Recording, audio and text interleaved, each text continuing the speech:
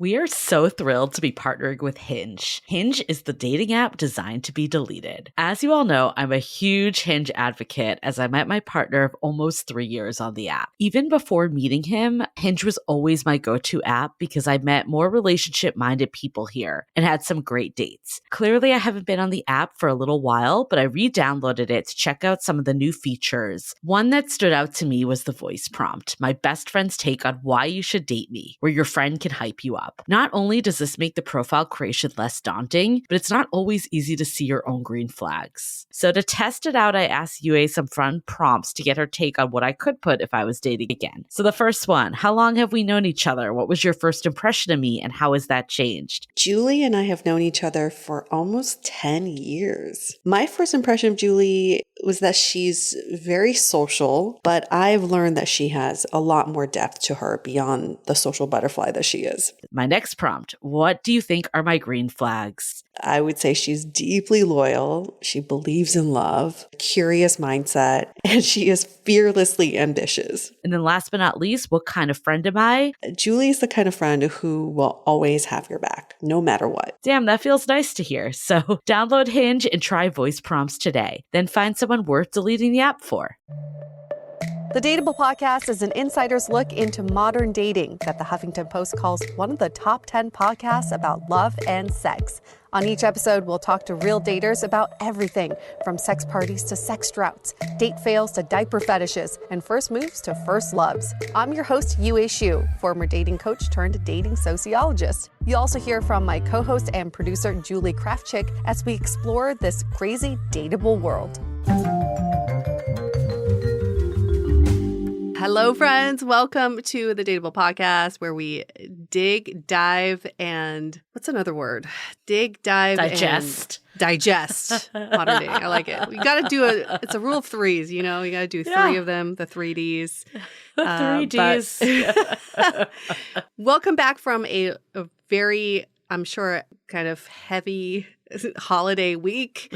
And now we're getting into the tail end of our holidays. It's just so wild that we look forward to this time all year long, and it only lasts for 2 weeks. That's it. It's such a short amount of time. Yeah, and it's expensive as fuck to travel. I Yes, feel that as, you know, someone I was sharing last week that I was in Florida, then New York, and I look at like the alerts I'm getting now for prices to all these places, and it's like a fraction of the price when it's not on the holidays. It's so brutal because they know everyone's traveling this time of year. You have to. It's the only time that people have off and have a reason to travel. It's so sad, but it's a good time at the same time because you get to celebrate. It's worth it to spend that money, right? You can just say it's worth it. And we're headed into the grand finale of the year where we bid farewell to 2022. You've been kind to us. I think 2022 has been quite nice to us. It's been a good year. So what are your New Year's plans then for 2023? Or 2022, I guess, technically. None.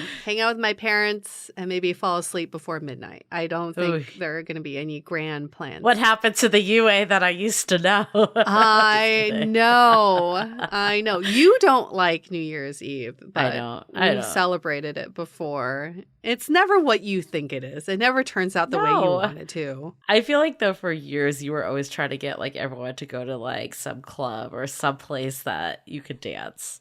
Yeah, that had an event. MO. Yes. Yeah. I'd rather be with my friends dancing. But at the same time, I understand it's sweaty, it's crowded, it's expensive. The open bar is always busy with people. You can't get a drink. It's not a great time if you think about it that way. So I could see us just having a dance party at home one of these days. I feel like I still don't know what I'm actually doing on New Year's. So I'll be in New York City. And my partner and I were pretty much like, let's go to a restaurant as close as possible to my uncle's place so we don't have to get wrapped up in it. But now Kiana's going to be here. So we might end up doing something. We'll see. One of our good friends moved to New York. So she'll be, at first, you know, it's like always that time that you don't know who's going to be back, who's not, but she will be back. So we'll see. We might end up doing more. You need to go to my favorite bar, Upper East Side. Oh my God. Mad River. Just do it. I feel like of all the places in New York, all of our listeners in New York are probably cringing so hard right now.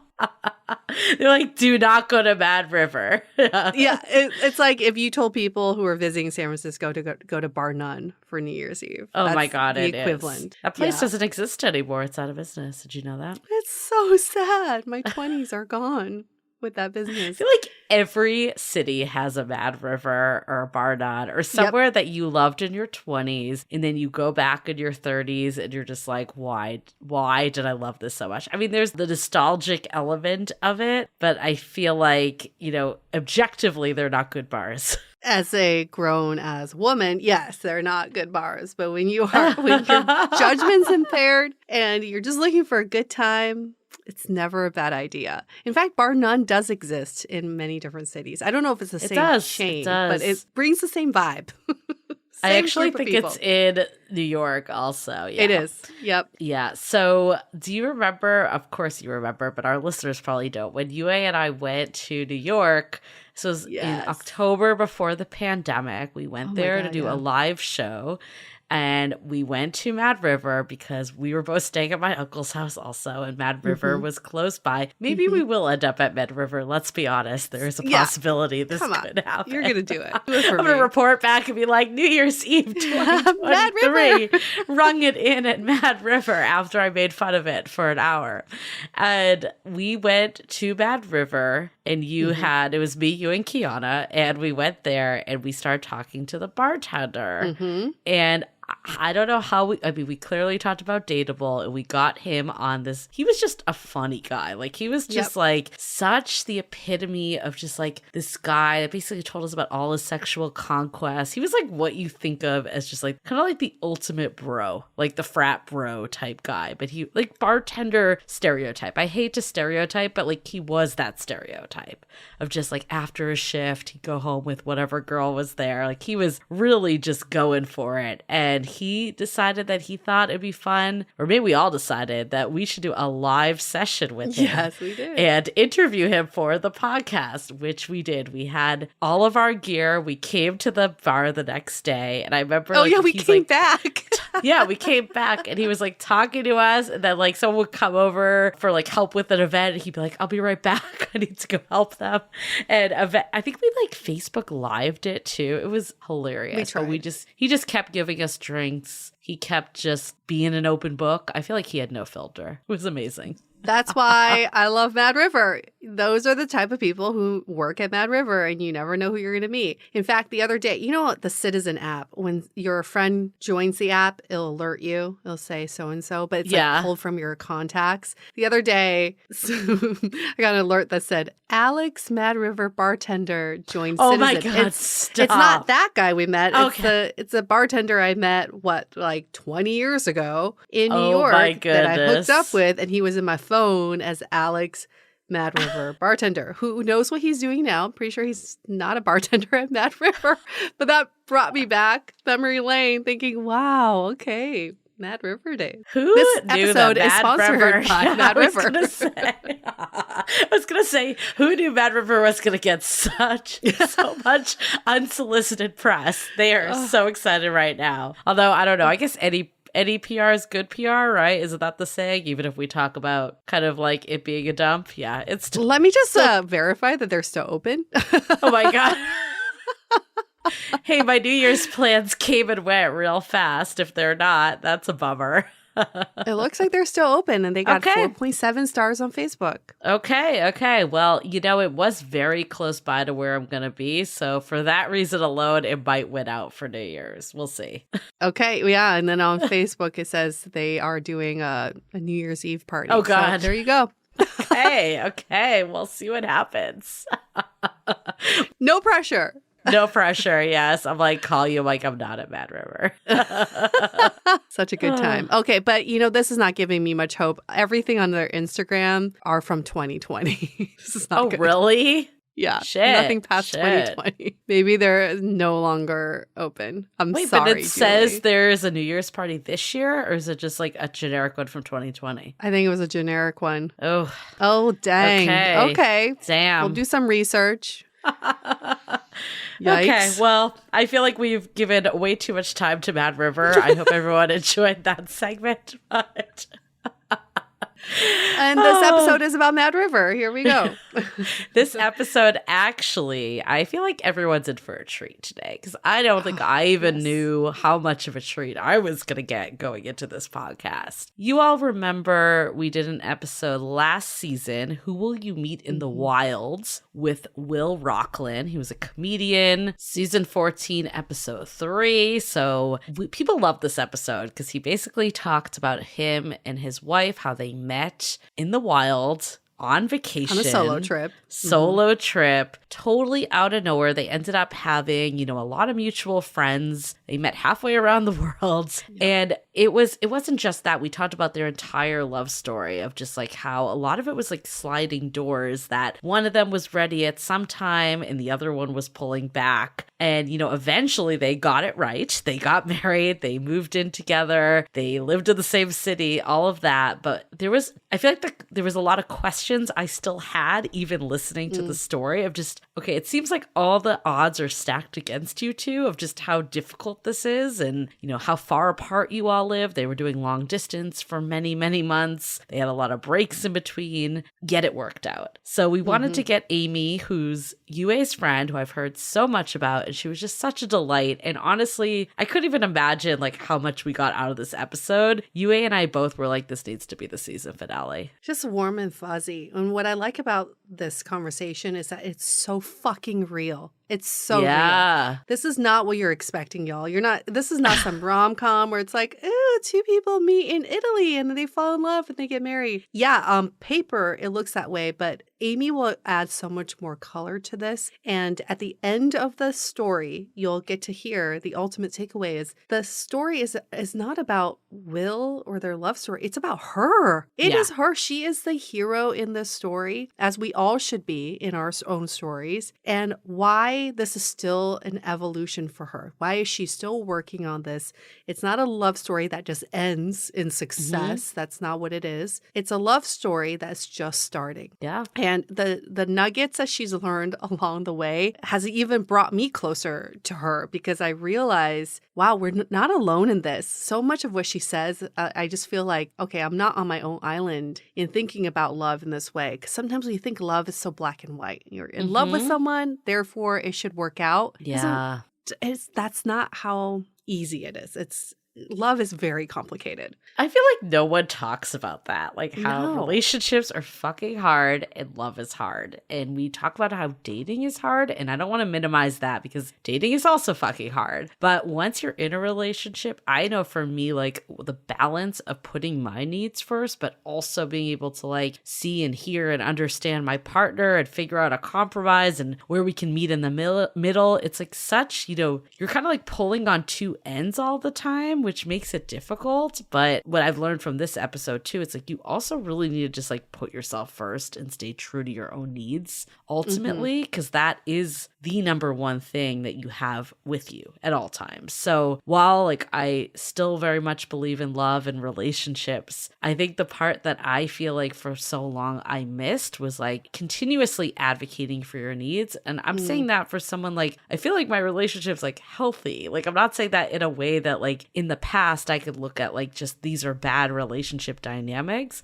I almost feel like it's harder when you're like, in theory, everything is going well, yet there's still things that are hard because you're bringing two people together, and there's no way that can't be hard. And you also see in the story is you could get your relationship in a really good place, and then something in life happens. Yes. And then it tests your relationship time and time again. Just because you can get your relationship to a good place doesn't mean that it's always going to stay there. And that is okay, right? That's okay for us to think about. And this idea of like fight or flight is also kind of in our own nature to do in relationships, and why that could be detrimental to you and your partner too. So much to think about, whether you're in a relationship or you're not in a relationship. This is a very productive conversation about how you can be the hero of your own story and know that everybody is just a character in your movie. And we should treat it that way, that yes, there are significant characters, but you are the main character here.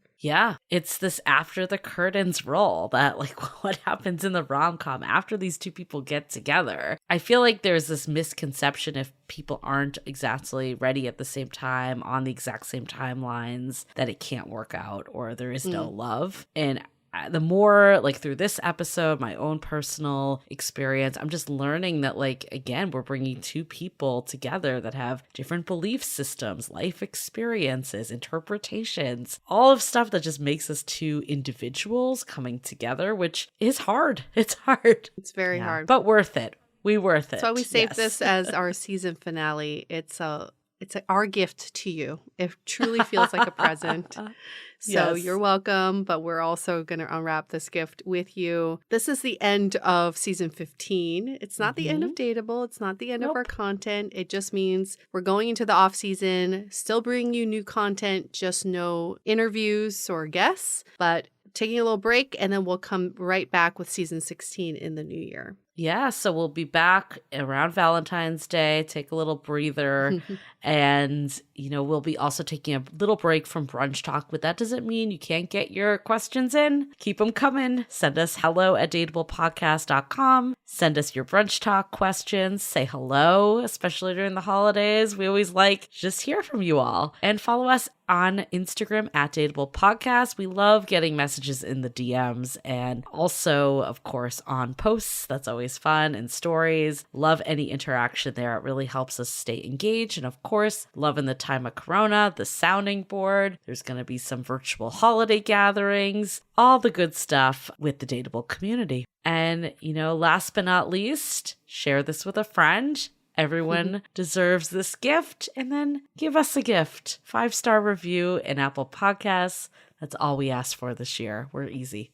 We love you all. Thank you so much for sticking with us for season 15. And we are so happy to bring you more content in the new year. Yes, we are. So before we do that, let's take a quick break for our sponsors. This episode is brought to you by the book You Can Hide by Rebecca Zanetti. What do you do when a sociopath loves you? Rising star FBA profiler Laurel Snow is about to find out. Calling Laurel Snow's relationship with her newly discovered half-sister challenging is an understatement. Not only does Laurel suspect Abigail's behind the mysterious disappearance of their father, but her erratic behavior also makes life in Laurel's small town interesting, to say the least. Still, when Abigail claims someone is out to kill her, Laurel's instinct is to protect her sister. Then things get even more dicey as dead bodies start turning up, and there's only one connection among them all, and that's Abigail. Having Fish and Wildlife Captain Huck Rivers bring in those dead bodies with his dive team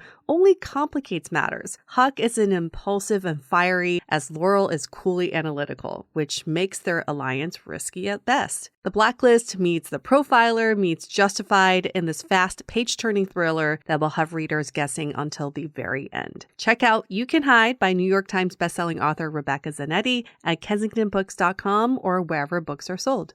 Okay, let's hear it from Amy.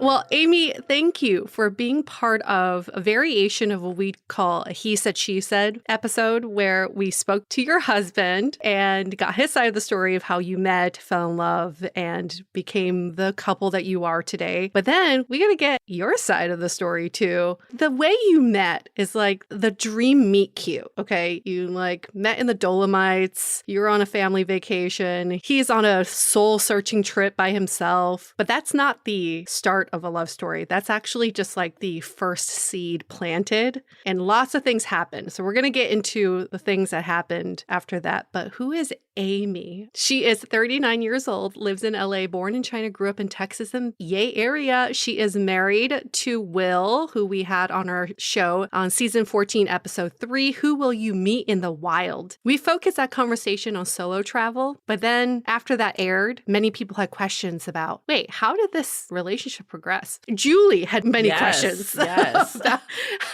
how did this relationship progress? And I have to say, I've known Amy for many years. I haven't known Will for that long, but I knew of him when he first came into the picture. And today, I'm so excited to get the actual version of what was going down during that time from Amy. So welcome, Amy. Welcome. Thank you so much.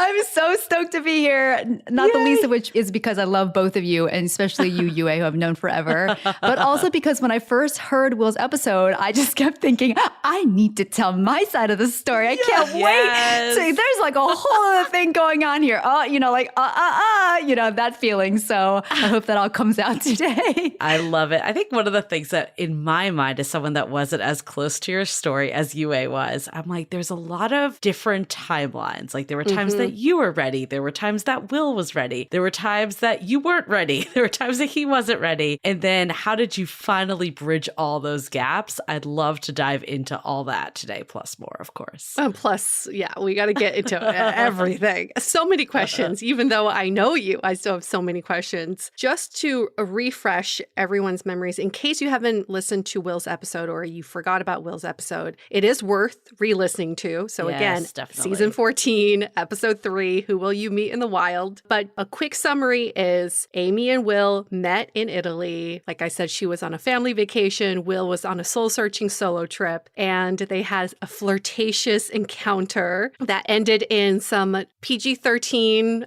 results that same trip. PG-13. Is it R? I don't know. I don't know what 13-year-olds are doing these days. You have to listen to the episode to find out. Yes. Cliffhanger. But then this transitioned into a long distance relationship. And then there was a period of off and then on and then off and on. And finally, we are on. We are engaged, getting married, doing life together. So before you met Will, where were you in your dating journey? Oh, what a great question. I had started to take a real look at myself because my dating journey was a huge failure. It was probably the biggest failure in my life. Like I give myself an F. Okay. I mean, I was out there, but I was failing. And, really when I look at, basically since I started dating in like high school, really, right? I was just a serial monogamist. And by the time I met Will, I had been in probably 7 real relationships where like this person and me had, met each other's families. We had talked about getting married. It was serious. I had lived with 3 boyfriends by then. No way. I think that's a lot. I don't know. You can tell me. You two are the experts. How old were you at this point? This was by the time I was 31. By the time I moved to London. I met that is Will when I was lot. like 7. Right? Yeah, that's a lot. Yeah. So like, so you never dated? I thought it was dating, but it was like one relationship to the next because I would, I fall in love really easily. I've always been like that, whether it's a muffin or a person. And I just Muffins can be good, yeah. I mean, baked goods, that's a weak spot for me. They're real sexy. Yes, they are. They turn me on. Don't downplay only if the it's sexual blueberry. nature. Yeah. I just made a blueberry bread. I'm telling you, it's incredibly alluring. It is. Yeah, look on her Instagram. Yes. So it was a lot, right? And maybe it wasn't, I think I was dating. I was, meeting different people, going on dates, but then I would get into relationships really quickly and then I would stay in them too long. So, and then each of them ended. And some of them were okay endings and some of them were like very messy. And some of them I still feel like maybe, did I really do something, And then at the end of all that, I was like, okay, the only common denominator on this is me, right? I've dated all kinds of different people, but like what is going on with me? And it's time I really, really take a look. So I was on this place of deep self-reflection. I took my move to London as an opportunity to stay single for a while and not repeat some of those patterns. I recognized a lot of the patterns that I'd gotten into. The last relationship I had just left was extremely toxic to me. It was up and down. I was doing things that I didn't understand and that I would like cry in the shower. It was just completely, it was very difficult. I understand it now a lot more and after kind of getting into things like attachment theory, my attachment style, his different patterns from my childhood. But anyway, I was like, okay, I'm going to really be with me. I'm going to get really clear on what it is that I want. And then when I'm ready for a real relationship again, I'm going to be really ready. So by the time I had met Will, I had gone through that whole thing, said goodbye to this sort of person that I thought I was in love with, literally like the week before I met him. Oh, wow. Had like a DTR where he told me very explicitly, like, so I think that I would want to be the person at your wedding cheering you on, not the person getting married to you. No way. Which was like, yeah, a huge blow to me in the moment. But I'm so thankful that I got that clarity. But I was like clear. I was empty, but I was really ready for like my next real relationship. And I was really challenging myself, like a little thing that I was doing. So I was in Malta the week before, the country, on a solo sail trip. So I was learning how to sail. And on one of the nights I was walking the harbor, I just realized about myself that I was walking down the marina, made eye contact with this guy in a boat, and immediately turned away, just like averted my eyes and like got small and disappeared, even though I was interested. And I recognized that moment. And I was like, you know what? That's never going to lead me to, an interaction, right? So I was working on things like that. I was ready for a relationship. I had said goodbye to the things that weren't working, that I was maybe delusional about or one-sided about. And I think I had learned a lot more about myself, and I was doing a lot of this work. So then Will comes along. I love it. You're like, I couldn't even make eye contact. And then this guy, as you might recall from the last episode, you guys are like at a shower at like a pool, and he came out and just said like that was a cool shower or something, right? Wasn't that like the line? Yeah. So his version is he sees me and he has to find a way to make conversation, right? And my version was I was down there like almost dying because I'd been with my parents for 5 days straight, staying in the same hotel rooms. And they had come from California and they were jet lagged. So they'd wake up at 5 o'clock in the morning and just sit in the room on their phones. And while I was trying to sleep, and I was driving them around the whole time, it was like a road trip. So I was exhausted and I was like, I needed some alone time. So I went to the spa to like decompress, and I was actually on my way out. I'd been there for like an hour or two. Like I was, wrinkly, and like all saunted out.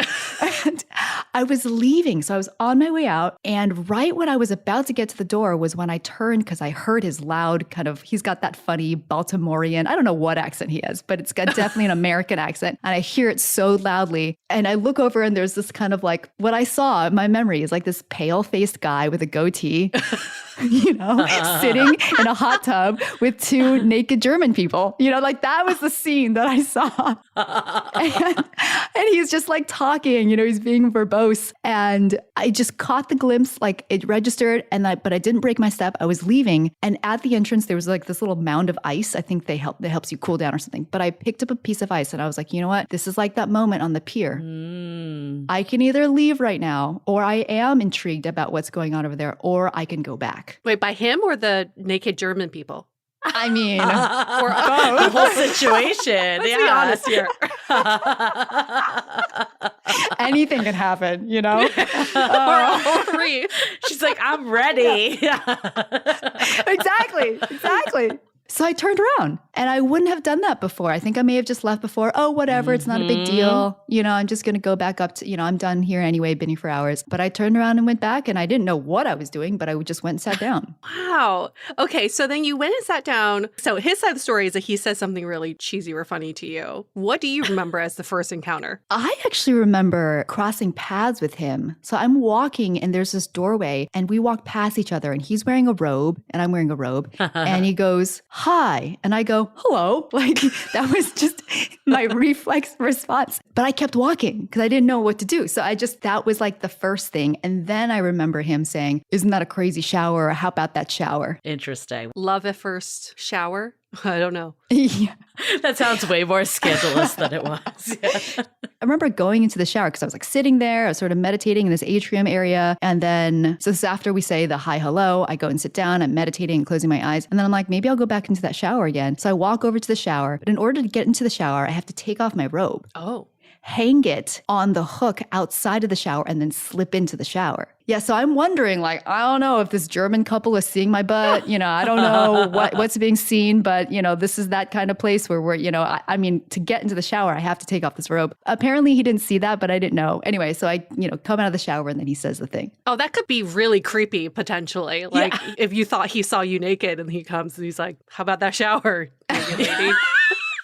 But it all worked out, as we learned from Will in the episode. Okay, we got his side of the story about the long distance that entailed after this. From your perspective, what was this period of your relationship like when you went back to London and you were kind of seeing if there was legs to make this vacation romance like a little more? Yeah, so after Copenhagen, that was like our big first date, right? We got there on a Thursday, we left on a Sunday, and by the end of that weekend, my heart was just bursting. I was in love with that muffin. You know, I was like, I felt it. I feel it here. There's a connection. I'm really excited. And I started to feel vulnerable. So I remember asking him at the end of that weekend, hey, you know, what do you think this is? And I kept thinking, how could we meet like this? There must be some reason. There must be something. This is insane way to meet somebody who I could have met 10,000 other ways, you know, in a Google office or in the West Village. So I said, you know, I was vulnerable and I was like, so, you know, what is this to you? I feel strong things for you, I think. And he was kind of like, oh, you know,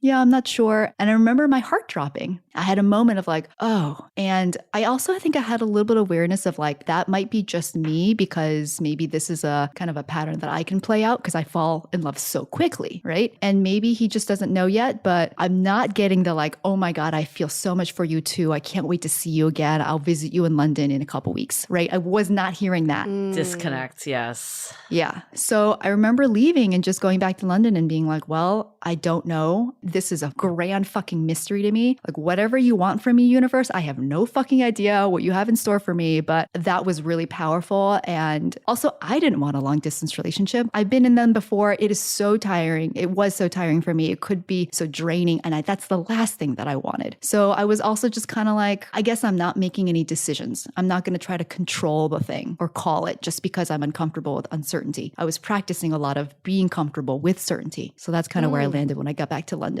So you kind of brought in your past, right? That you said that I'm the type that falls in love easily. I almost hear it's like, here we go again kind of thing because of what you experienced before. How do you think the past and thoughts about the effing relationships and all the stuff you mentioned was creeping into your thoughts at this point? A lot, because I really just made this promise to myself that whatever I was doing in the past wasn't working. And I knew what I was doing. Like I had made a list, like I did a lot of self-assessment. And one of those things was, you know, I'm a people pleaser. That's just, you know, in my family, that's how I was raised. That's how I felt safe. You know, that's the way I can show up. And I would do that in relationships. The first 6 months, you know, would fall in love and I'd be all this people pleasing and I'd try to make this person happy. And then about 6 months in, I'm like, wait, I have needs too. And then that would be the first time this person would hear of my needs, right? And like my relationships just didn't work like that. Also because then I would carry a lot of resentment and bitterness and all this stuff. So I realized that I had been showing up in my relationships as like the best version of myself / a version that I thought this person wanted. And in this relationship, I was like very clear, if I do that here, I'm going to get the same result,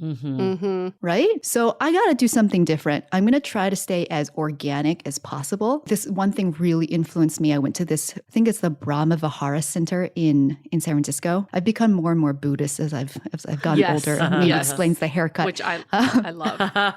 Yeah, Amy has a shaved head right now for anybody who is wondering. Yeah. And this was in the turmoil of that toxic relationship I was talking about. I was really seeking answers. And the thing that really stayed with me from that workshop, which was called What is True Love, was this thing that, you know, she ended up talking about self-love and this little piece of paper that she gave us, which I'm happy to send you, about letting go and letting things happen by their natural consequences. Letting go is not about controlling others. It's being the best that I can be, and letting things happen like, you know, like in organic farming, like this chemical reaction or this thing that wants to grow or move, you know, is going to push up against this other thing. And that's natural. We don't need to control it. So I was really practicing that in this moment, just like trying to stay grounded, like, here's who I am. Here's what I want. Here's all the things I'm feeling. And I can't control what he's going to feel or want, but I can receive it. And if I feel, you know, present enough to be with the anxiety, right? And that's okay, then great. And if it's not, then I need to move on. But I'm going to take it moment by moment. I was really trying hard to stay present and just stay true, I guess. And I would say from a friend's perspective, let me know if I have the timelines right. I also hung out with Amy in Copenhagen. We also fell in love there. So I'm just saying, like, Will, you're not the first, okay? But by the time I had met up with you, you had already met Will. There's already this chance encounter. And I remember you talking about this guy that was like this great meet cute. out of nowhere, very random. But also I felt you very strongly trying to suppress your excitement. So we were obviously going out, talking about other guys, trying to keep, other guys in the picture. I want to just get clear, when did he come back into the picture more of a relationship context? It wasn't until I had gotten back to London after my sabbatical. So we meet in September of 2016. By July 2017, I've taken a sabbatical. I've gone to Asia for 3 months. I've come back to London. I'm about to quit my job. I'm finishing off the last quarter at Google and knowing that I'm going to move to New York after that, which I think really changed things for him. And he started showing up differently. But for me, it was one day in August, my flat got broken into. I got a call at work and my landlord said, "Hey, you got to come home because you've had a break." And I said, "How bad is it? Do I have to sleep somewhere else tonight?" And she said, "I don't know. You should come home right now." And I was really scared. I felt really violated. So I got on the bus to go home. And there was just this it felt like a wooden plank knocked me up against the back of my head that was like, "Go to New York and make babies with Will." That was what? And it really felt like it came out of nowhere. No, I wasn't even thinking, I was knowing I was going to, get myself to New York. I had to leave London because my visa would be over, all this stuff. But I hadn't been thinking about him that way. And in fact, he had let me down a few times, right kind of before that. But this just came hit me like a pound of bricks. And he was the person that I wanted to call when I was on that bus to tell him that this happened. That's a sign. Yeah, I felt safe talking to him and he was very good with me on the phone, He was very comforting and calming and he's a great friend, right? Something about our relationship is we were best friends. He really showed up in that moment and that started to change things for me. So I want to go into all this, where it changed, but I also want to go back for a second. This period where you are trying to maybe suppress a little. I loved all the things you said about staying present, all of that. But I could hear even my anxiety is coming out a little. But I could hear our listeners just being like, how did you handle that?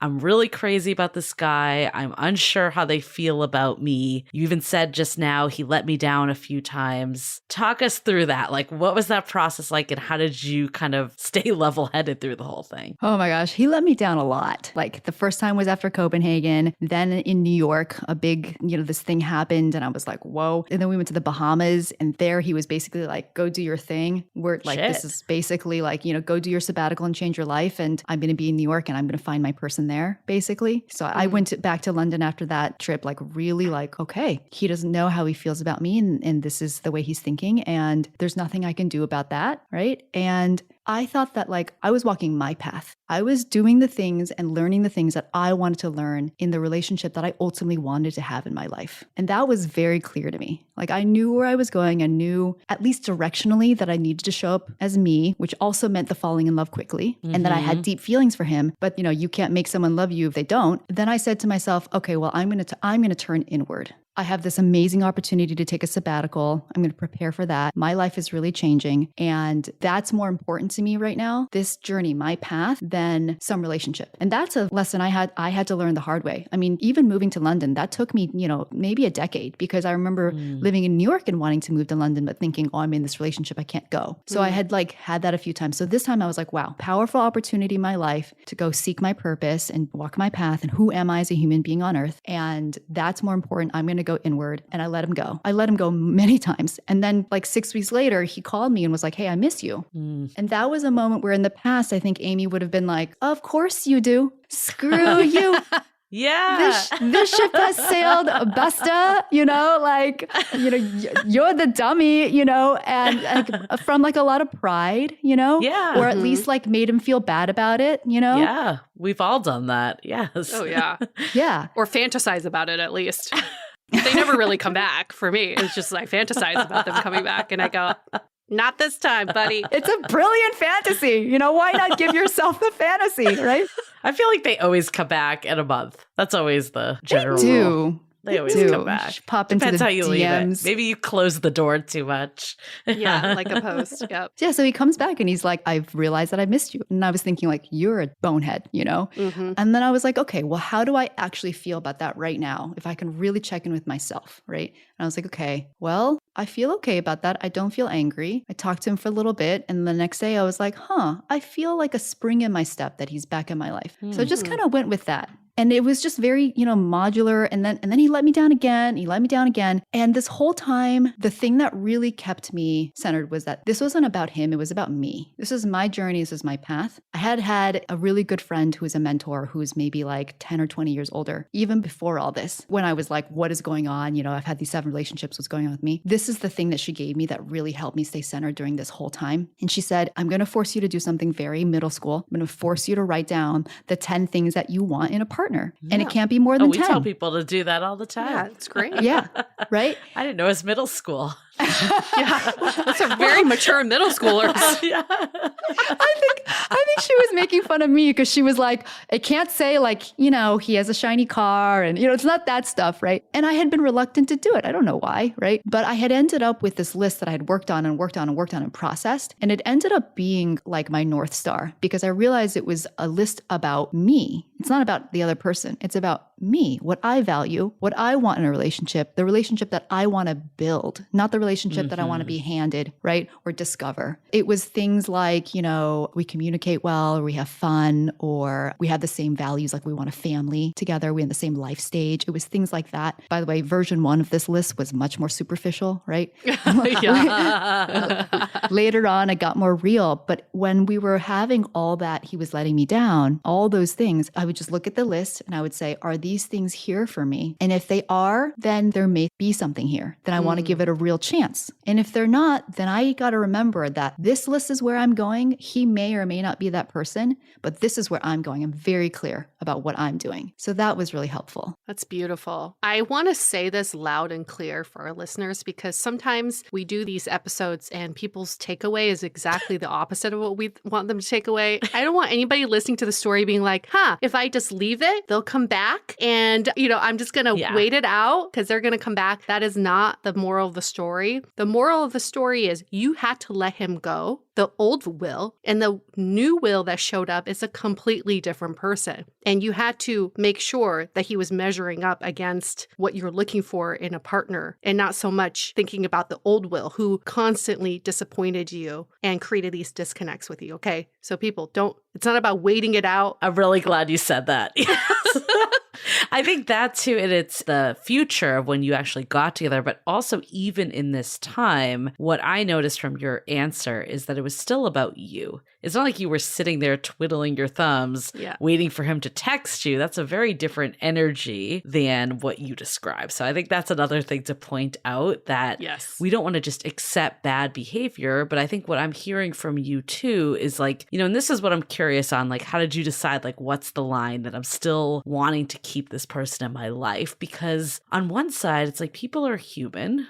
They don't always know the same rules or they don't know the same way of thinking as you do. And he let you down, but let's be honest, we glamorize relationships to think that we're never going to get let down. I think all 3 of us could probably say we've been let down at some point. That doesn't mean that it's not a healthy, fulfilling relationship. It's life in a partnership, in fact of doing life with someone else. Like, what was the line for you versus like, okay, I'm going to keep going. I'm going to do me, give this person kind of the benefit of the doubt that they're human versus like, like this is almost like disrespectful, like wasting my time kind of thing. Yeah. I want to add something first to what you said, Yue, that like even underscores, I think, what was going on for me. I really felt a sense that like, I'm over here. Like, here's what I'm building in my life. Like, I'm in Paris. Right? Here's where I live. And if you want to be in Paris too, great. But I'm not going over there. This is what I'm doing. I'm in Paris and building a life here. Like that, I felt like a location about where I was and what I was doing and what was important to me. And if he wanted to join me on that, and if he also agreed, and if it could have been anyone though, right? I could have met somebody the next day where like they also wanted the same thing. That is what I was true to, my dream, right? Not like him. I think that was a really powerful distinction because in the past, I was confused and I thought like, oh, it's this person that's going to help me get to my dream versus my dream is my dream. That's huge. And somebody's going to join me on it or not, or whatever. It might be him, might be someone else. I hope it's him because I have feelings for him, but it might not be. So that was helpful. Thank you for adding that. Yeah. Julie, your question, I think again, sometimes actually when I listened back to the episode, there were times where I was like, whoa, was I okay with that? We got in a little fight afterwards because I was like, I can't believe it let you treat me like that. Like there were pieces where I was like, yeah, like, whoa, like that's bullshit. And I can say more about that. But in the moment, I think I was really just like, am I okay with this right now? And I was. Am I okay with this right now? Does this feel good or not?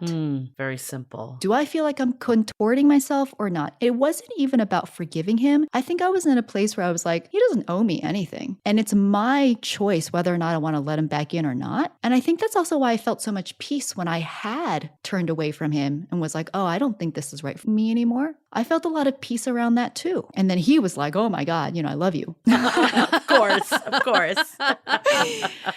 Wait, but the push and pull though, I want to talk about this because you do let him back into your life. But then from his side of the story, you started pulling back and he had to do more of the chasing. What was happening there? So I went on my sabbatical and this was like Q2 of 2017. So 9 months after we met. And I did some deep healing on myself, right? 1 entire month of yoga teacher training in Bali, 10 days of a silent meditation retreat, going back to China where I was born to see my family. Deep things. And I got really spiritual. I got really peaceful. I got pretty zen and I got really sensitive, especially after my Vipassana. I just got really in tune with all the sensations and thoughts and all this stuff. And I saw him in San Francisco and I was really turned off. I saw a lot of ego. I saw just like a different sensitivity to things. Let me tell you how zen I got. I was highly considering becoming a monk, just renouncing and going to walking the life of a monk. So I was just thinking that we just are very different now. And I don't feel, my heart isn't feeling what it used to feel for him. And I'm not going to try to force it. I just don't feel anything. I don't feel the same thing. Which makes sense, especially if you've gone through a growth stage. You start to see people differently. I think that is natural. Yeah. And then your feelings started developing again for him.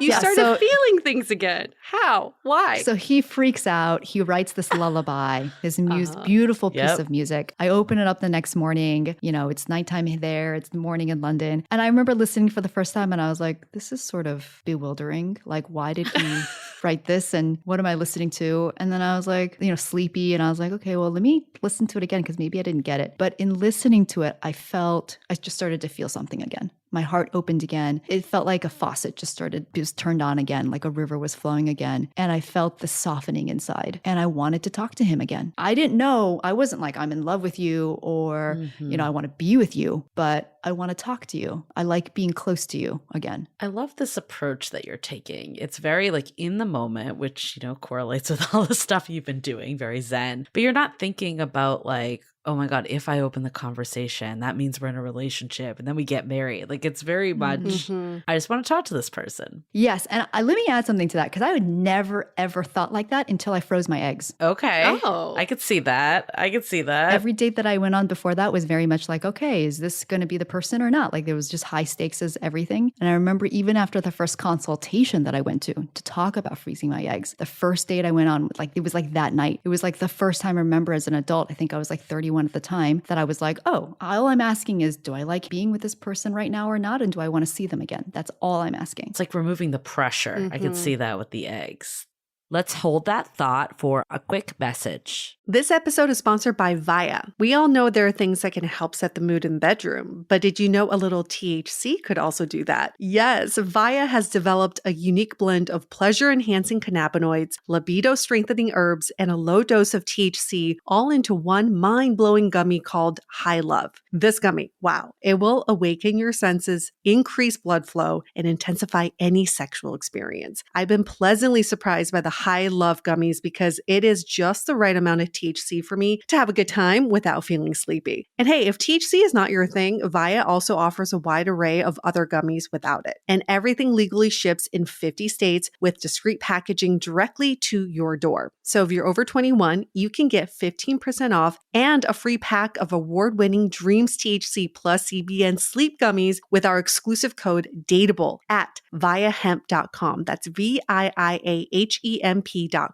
Let the gummies work their magic. Head to viahemp.com and use the code DATEABLE to receive 15% off and one free sample of their Sleepy Dream gummies. That's viahemp.com and use the code DATEABLE at checkout. Take your passion and pleasure to a whole new level with High Love from Via Hemp. As you know, I recently left my corporate job and I've been in total recovery mode, all about self-care. One of my new routines is the nighttime shower before bed. There's just something about washing away the day and that reflection that's been super helpful for me. I've been using one of our partners, Osea's Mega Moisture Duo. This combo body oil and body lotion are so freaking incredible. It literally feels like I'm at a spa. I realized that the secret is seaweed and other skin level ingredients that are normally reserved for face products. And that's why I was so excited when Osea became one of our partners. And, we're so grateful for partners like this because one, they keep the show going, but they're also super good for all of our listeners and for our own well-being. So if you want to have that nighttime bliss like I am doing, you can get 10% off your first order site-wide with code DATEABLE at oseamalibu.com. You'll get free samples with every order and free shipping on orders over $60. So head to oseamalibu.com and use the code DATEABLE for 10% off. Let us know which products you end up going with. Share them in social. Super excited to see what you end up choosing. This episode is made possible by Badlands Pets. As you all know, Mojo, my precious baby, is the reason why I found love in the first place. He made me feel love again. So I would do anything to ensure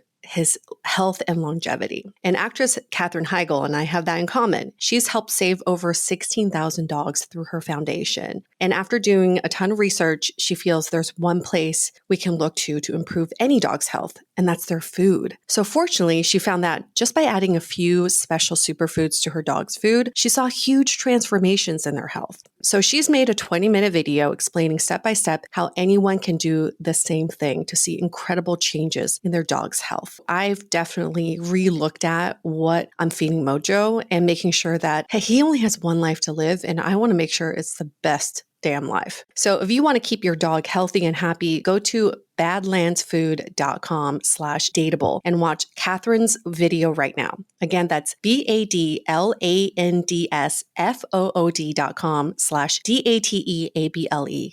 Your feelings are starting to develop again after this song, Lullaby. I love that you're calling it a lullaby. And it's still not linear from there. There's still kind of like this push and pull and still a disconnect and a connect. What is happening that's causing a little bit of turmoil after this? I had my list and I didn't know if he wanted the same things. And I didn't know if he would, pull away again. I didn't know what was out there for me. He mentioned, meeting me in Greece, which was really fun. And I remember when he said at the end of that, and that was just total fun and joy, right? He really showed up and brought party will. And at the end of that trip, he said, I love you. And I said, thank you. Because I didn't feel that way. It was literally one of those moments where it's I love you. It's thank you. Ouch. But yeah, I didn't feel that. It's not even that I wasn't ready to say I love you. I didn't love him at that time. And that was fair.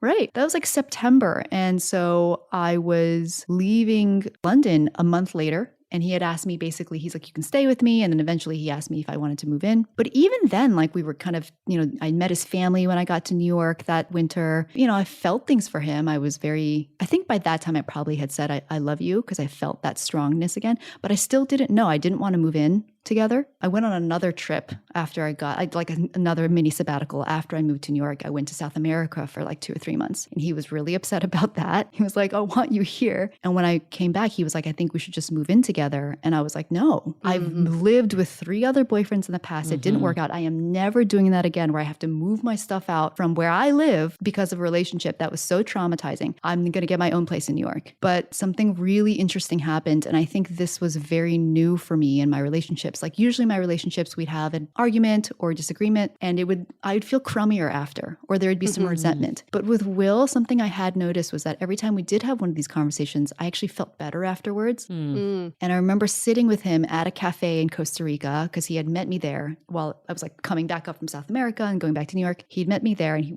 we were at a Marriott near the airport. It was that was super romantic. Super romantic Yeah. in this courtyard.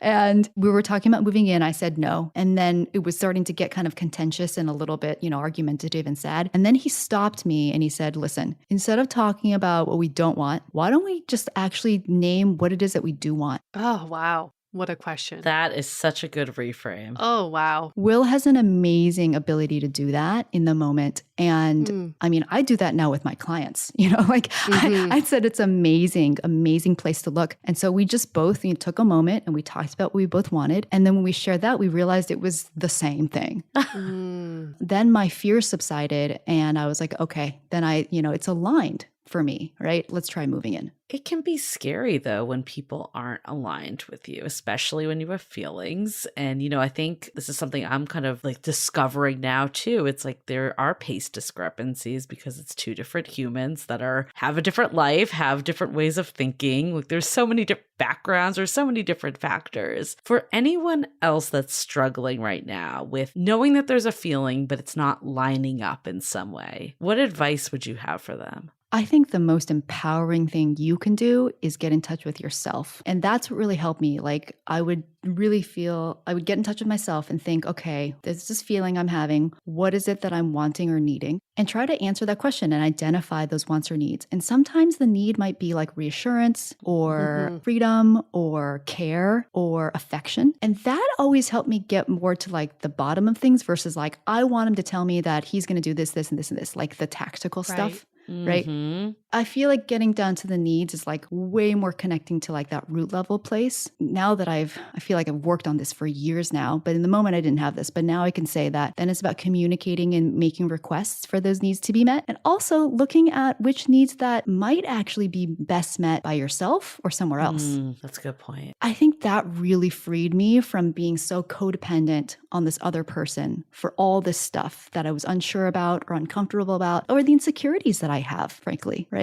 Right. Well, a lot of it is your own insecurities. Like I know that for myself. I'm like, where is this coming from? Is it from my partner or is it from me? And a lot of times it's my own stuff coming through for sure. Yeah. I mean, I can tell you after being married for, was it like 3 years now, that like half the time when I'm like, you're not giving me enough appreciation, you're taking me for granted. Half the time, maybe 80% of the time, it's because I'm not seeing myself and giving myself appreciation and recognition and acknowledgement. That's exactly it. And then after I've done that, I feel way different. I still might need something from him, but it feels different. So I think approaching it that way is the most empowering way because it actually, I really do mean that word, it makes you less codependent. Yeah. When you feel full, your cup is full. You don't need anybody else to fill your cup. Anything that someone else brings should be an additive. And if it's not, then you don't need it. You can choose to not have it in your life. And when you chose to tell Will that you didn't want to move in, it's not out of spite. I think that's like the key here. Yeah. Because I think the old UA would have been like, well, I do want to move in, but I'm going to say no, just so I can take back the power and let him feel like I'm in charge here. But then deep down being like, I wish we could move in. You actually were saying no because you want to stand your ground of who you are. It's not part of your path yet. And you were very strong about that, but then staying open to what else could come out of this. I think power is like a crazy thing in relationships. Will and I are working a lot on power a lot with our therapist now, who's amazing. And I think that is one thing is I recognize that he could never really take power away from me. And that was really important to me. And I was more in touch with my own power than I had ever been previous in my life. And I'm still not fully in touch with it, but I was more so. And the other thing that you made me think of is when I started to give that to myself, whether it was reassurance, recognition, appreciation, or love, what I learned is that I have the capacity to love. I have the capacity to give recognition. And that's more important than even receiving it myself. Like I am the fountain of it. When did you stop dating other people? Basically, when I left London. Okay. I was very naturally growing more disinterested in the people that I was dating. I had a few very beautiful partners. Yeah.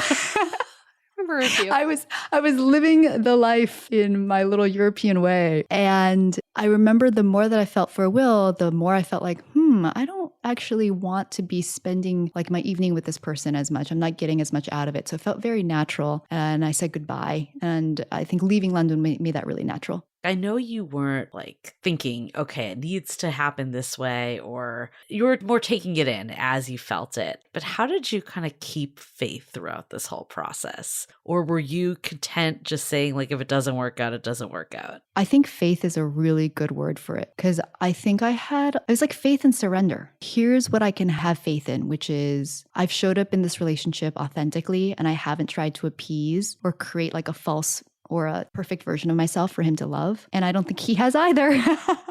So there is something real here, and that's easy for me to touch. It became tangible, especially after all that back and forth, that there was a real connection and that there were real things that we both wanted in common, that we really did align on our values and our life goals. And then a faith in myself, because I had been through all those breakups. I knew that I could get through another one and I could pick myself back up. That's so important. Yeah, I know that I want in my life the opportunity to have a family, be a mom, and get married. But if that doesn't happen because it's not in the cards for me, I trust that too. And I know that I can be happy with that life too. And that life like totally has its advantages too. And I just can't control it. So I'm going to try to have faith and I'm just going to keep trying. You know, I'm still walking every step on this path. And that's part of the surrender too, I think. I didn't know where it was going to lead. And I mean, even on our wedding day, you know, I had a lot of doubts. And even now, being married is fucking so hard.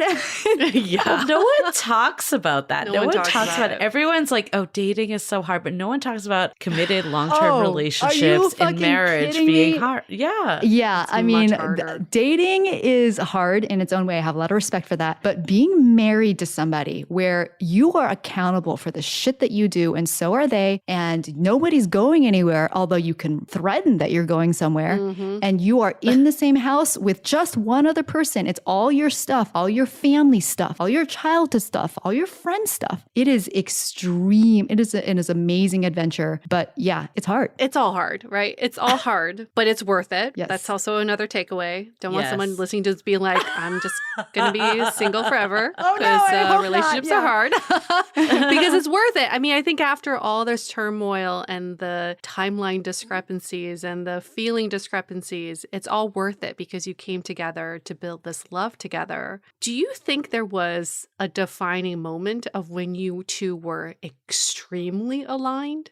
When I met his family, it was like a month after I moved to New York, and it was a wedding of his cousins in Philadelphia. He has a big family, and they're amazing. They're like the most amazing group of people, and they are big personalities. So I think it was like, how is this person me? How am I going to fit in? I felt the same way when he met my parents. It just felt natural. It just felt like that organic, like, you know what? There's an ease here. That was a defining moment for me of, oh, okay, this can really work. There's something here that feels like familiar in a safe way, in like a healthy way to me. I mean, this conversation has been so eye-opening. First of all, just the fact that we got another perspective of the same story. But I think my biggest takeaway, it's, you know, love is messy. Like, we think it should follow in this linear path. And if it doesn't go a certain way, then it's doomed. It's over. We're wasting our time. We hear that all the time. Like, I don't want to waste my time. I don't want to give the wrong people a chance. But what I heard from you time and time again is that you were focused on yourself. And I think that is all we can control. That is us, right? And I love that you made this list of this is what I want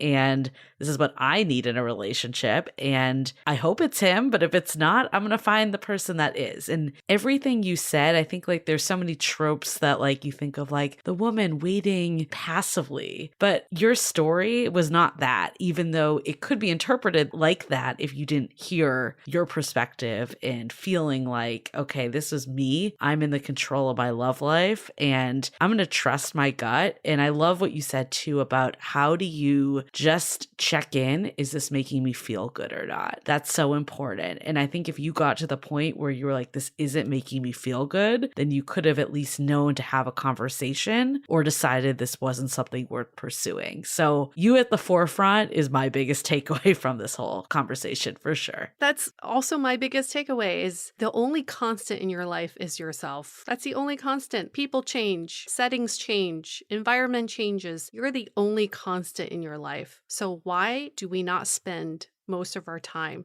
focusing on this constant in our life and developing this constant. What I'm taking away from this is at first this was a he said, she said story, but now it's becoming a Will story and an Amy story because you are both the stars of your own stories. It's not a he said, she said, it's your truths, that what you experience in the moment. And when you can always fall back on yourself and knowing that you're working towards something of your own, nobody can take that away from you. You don't need anything from anybody. You don't desire or want things from anybody. Other people just add to your life, and they cannot take. There's no subtracting. And like you said, Amy, Will couldn't take away your power, no matter what he did. And so many times in dating, we give away our power. Not someone took it. Yeah. We volunteer our power away to people. We wait by the phone. We wait for the messages. We don't speak up. We think they have the upper hand. There's no upper hand unless if you create that. That's your doing, not the other person's doing. So we really have to understand that you are the central character and the only constant. Everything around you, relationships, as important as they are, should be adding to your life and not subtracting from who you are and where you're walking towards. So thank you. Thank you for making that so clear for us now. And I have a much better picture of you and Will, but more specifically, more you. I would like to share two things as well as we close that really helped me. And I wish I knew, when I was standing in those shoes in all those failed relationships as well, right? What I realized later in life was the purpose of my life, like why I'm here, like why I'm alive. And it really boils down to, again, I'm very Buddhist, so learning how to love myself so I can help others do the same. And that really is about liberation. So when I think back to all those things that, when Will let me down, or even now when we have tiffs or, big conflict in our marriage, I'm in it because ultimately I believe that it's happening for me. It's surfacing the stuff that I have that is unhealed or difficult or unaddressed or has an opportunity to be healed within me because there's a barb in there and it's hooked on. And there's so much self-work that I did before I met Will and got married that I think I got like pretty far maybe, but so much territory that I couldn't cover because I wasn't in a relationship. And it's only in this relationship can all this stuff get triggered and brought up. So I'm doing this because I feel like it's happening for me and there's no other place that I can walk a path of liberation. This is my path. Like you said, Yue, it's about me, right? That's my power. And I do see him as, even though it's not all the time, we'll get in fights and I'll be like, but when I step back, it's my choice to go through this with him. And the second thing I want to share, this is something very wise that Will told me one night, because, you can imagine going through 7 relationships like that and being a little cynical and confused about what love and relationship is. But I remember he turned to me one night and he was like, I'm so happy. I feel like I found true love. And I looked at him and I was like, oh, but I was also kind of like, that's like a, Disney term, right? And I didn't say that out loud, but then I had this reflection. I was like, wow, Amy, how could you possibly experience true love if you don't believe that it exists? So you have a choice right now. Do you believe in true love? Do you believe that that exists? And I was like, shit, if I say no to that, I'm never going to experience it. So I better say yes. So true. I better say yes. True. Yeah. Yeah. Wow. I think just the last, what you just said was so incredible. But I think we got to remember that we're just two human beings. There's never going to be a perfect relationship. I think we're talking about this, Will wasn't ready, but it's there were so many things going on, distance and, timelines don't always align. And that doesn't mean that you should wait endlessly for someone that isn't meeting you. But it also means giving grace to someone because it just might not always align 100%. And it's not going to always be perfect because you're not perfect, they're not perfect, and the situation isn't perfect. It's just like the highlight reel. We think, oh, Amy and Will, they met in the Dolomites and then they fell in love and they got married. Yeah. The story really is retold now in that, okay, they met in the Dolomites, but then Will said, you should go find your person. I go find my person. I'm not ready. And then he was like, I miss you. And then Amy came out and was like, actually, maybe you're not it. I'm not ready to receive you. And then, there's a lot of and then. So we probably shouldn't skip the middle part because that's more important than where you met and how you met. because it's much easier to say, we met at the grocery store. Right. That's so cute. But then, all the shit is going to happen. The middle is where it's messy. It's the beginning's But the worth meet it. cute. Then you get married. That's like what you're supposed to do, the tying it up in a bow. But there's so much in the middle and then so much after the wedding too that happens. Like life is messy. Amy, if people want to learn more about you, because you do executive coaching, you do help powerful women love themselves even more, where can they find you? Instagram is easy. It's at It's Amy Jin. And the website is www.amyjin.com. And then LinkedIn is always good. Fabulous. Thank you, Amy. Thank you, our listeners, for listening to this. Again, if you want to go back and re-listen, I'm going to do this tonight. I'm going to re-listen to Will's episode, season 14, episode 3. So fun to have both of your stories now on record forever and ever on the Dateable podcast. And for all of our listeners, if you want to join our journey to love, give us a rating and review in Apple Podcasts. 5 stars really helps you get to that love euphoria that we've been promising you. But also just it helps us bring in fabulous guests like Amy when we have these ratings and reviews, because we seem a lot more legit. Because we are legit, not just seems, but we are perception-wise a lot more legit. And we're going to wrap up this episode. Stay dateable! The Dateable Podcast is part of the Frolic Podcast Network. Find more podcasts you'll love at frolic.media/podcasts. Want to continue the conversation? First, follow us on Instagram, Facebook, and Twitter with the handle @Dateable Podcast. Tag us in any post with the hashtag StayDateable, and trust us, we look at all of those posts. Then head over to our website, dateablepodcast.com. There you'll find all the episodes, as well as articles, videos, and our coaching service with vetted industry experts. You can also find our premium Why series, where we dissect, analyze, and offer solutions to some of the most common dating conundrums. We're also downloadable for free on Spotify, Apple Podcasts, Google Play, Overcast, Stitcher Radio, and other podcast platforms. Your feedback is valuable to us, so don't forget to leave us a review. And most importantly, remember to stay dateable.